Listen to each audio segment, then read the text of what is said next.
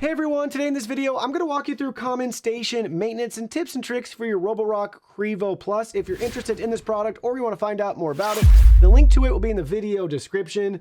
So first up will be cleaning your dirty and clean water tanks. Very simple and straightforward. Dump them out. I like to use dish soap, rinse them out, let them dry out, and then put them back in the station. That should be all you'd have to do for the top here. You can keep an eye right here on each of these ports.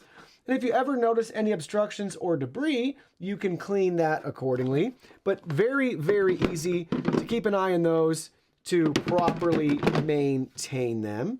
Then further down, we have our vacuum bag right here. So once it's full, you can go ahead and you can remove that and put the new one in. And then in here, if you notice any dirt or dust or things like that, you can go ahead and use compressed air or a wipe and just wipe everything down. And down here at the bottom, they do a really nice job making things very easy for us. There shouldn't be much that you would have to do here. You can always inspect visually the channels here for the self-empty. If you notice any debris or obstruction, you can obviously clean that out.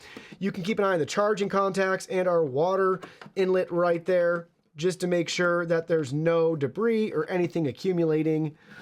In regards to the very bottom, this tray is removable, so it's super easy to wash, rinse, dry, and clean out.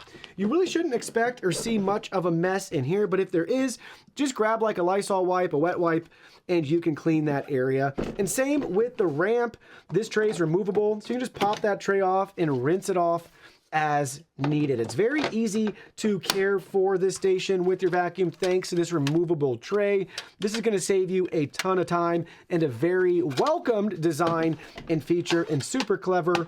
Just as the end user, it's very, very appreciative to have this tray versus not, and then everything that would be built up in there. And it's just not easy to clean. In this case, this can be washed right into the sink, rinsed, dried out, and then just a wet wipe as needed for the very bottom if you notice anything else accumulating.